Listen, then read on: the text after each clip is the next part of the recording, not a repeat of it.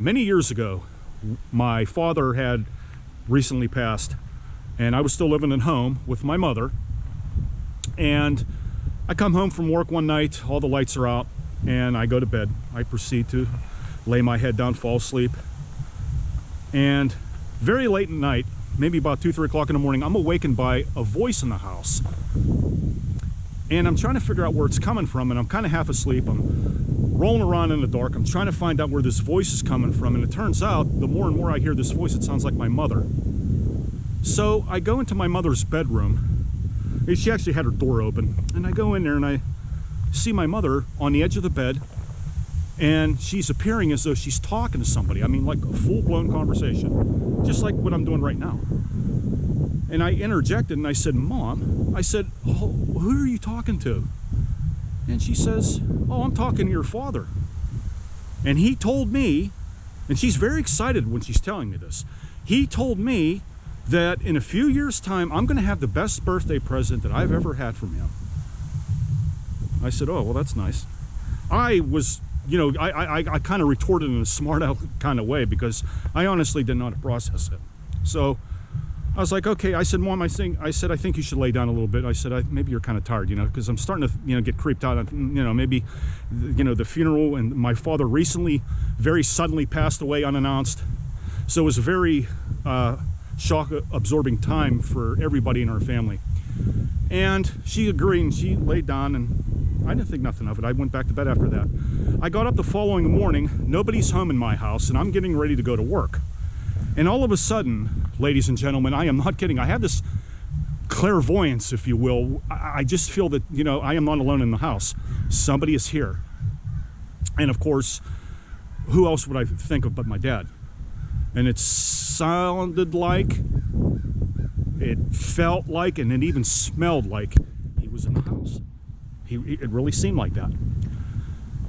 And I'm like, okay, you know, that's kind of weird. So I brush it off, I go to work. This was on a Sunday. I come home late Sunday night.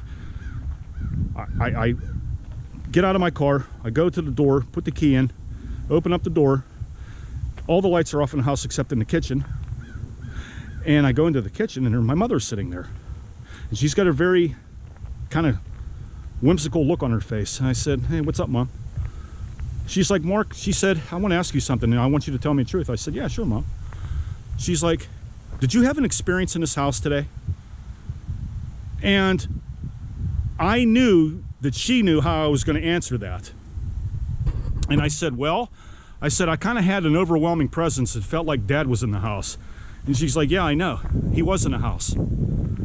He told me he was going to come and visit you." Now I'm really starting to freak out because my mother, I'm thinking to myself, "Oh my God, I got to take her to see a psychiatrist. Something's going on here. Something is not right."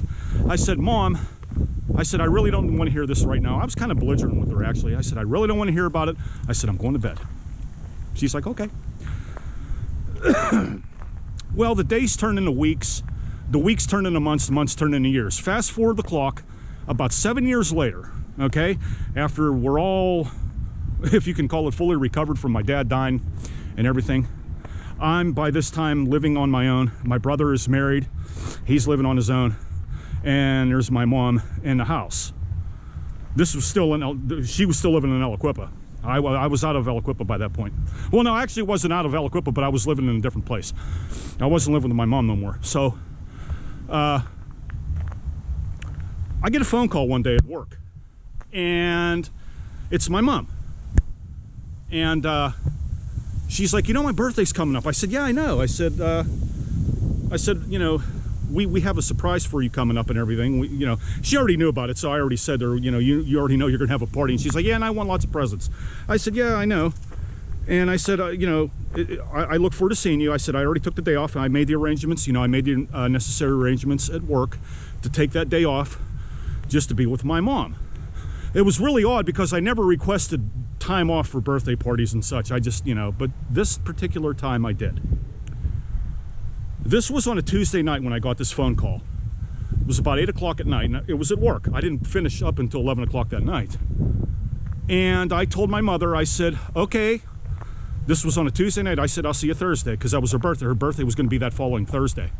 She's like, "I love you." I said, "I love you too." And I hung up the phone. That was the last time I spoke to my mom. Thursday morning, I get a phone call from my brother. And he's like, where are you at? He said, I've been trying to get a hold of you. Well, I wasn't home. He got me on my cell phone. And I said, well, I'm doing some running around. And I said, I'm getting ready to go to work. He's like, I don't think you're going to want to do that right now. And I thought he was being, an ass about it. I'm like, well, look, dude, I got bills to pay. Don't tell me I said, I got to go to work. And he's like, look, I don't want to tell you this over the phone, but he said, you don't really leave me any choice. He said, Mom passed away last night. I was like, oh boy. It took a while to process. It took a while to register. I really couldn't comprehend anything. He's like, I'm at her house right now, and he said, I'm having her body removed. The funeral people are already here. They're going to transport her to the funeral home. I said, well, do you want me to meet you there? He's like, yeah. He said, but before that, he said, do you want to come here and see her? I said, no. I was too freaked out. I said, no. I said, I'll just go to the funeral home. I can look at her there. So we go to the funeral home. We make the burial arrangements.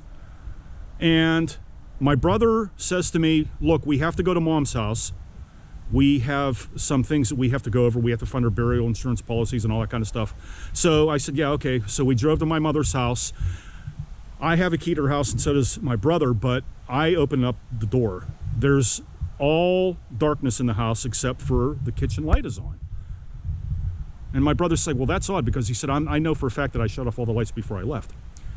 Well, I said, maybe you just forgot anyways. So here's where the story does a complete 360, ladies and gentlemen.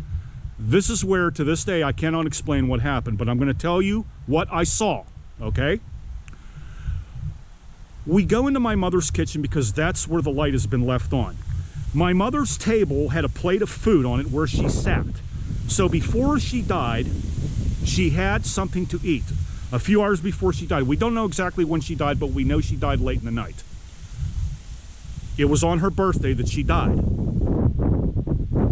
A plate of food is sitting where she's at, and across from her, on the other side of the table, is a plate of food that has not been touched. In the middle of the table is a birthday cake. There are two pieces cut from that cake.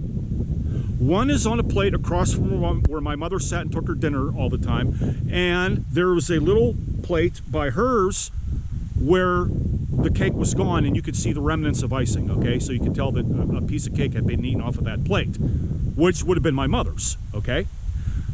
The piece of cake across from her was not touched. We do not know who my mother had dinner with that night.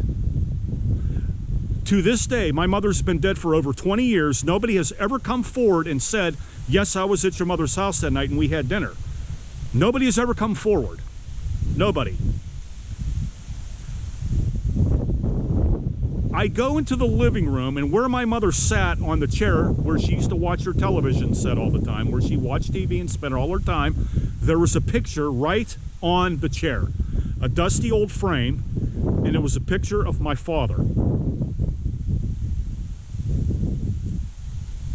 I don't know what you guys think of this story so far, but I am convinced beyond the shadow of a doubt that my dad came and got my mother, or he came to say goodbye to her.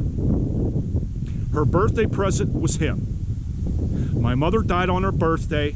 There was an unknown guest in her house the night she died, and there was a birthday cake, which I did not buy her and my brother did not buy her, and as far as I can determine to this day, nobody in my family bought her. The cake that my brother bought her for the birthday party at her house that was going to take place at her house was not in her house yet because my brother never brought it over. Ladies and gentlemen, I am telling you, my father was in that house, and he come and he got my mom. If you think of a better interpretation, let me know. But that's my story. I hope you enjoyed it. I'm enjoying this very beautiful but chilly fall day here. So keep warm, stay warm, and I'll be back with more stories, guys. Later.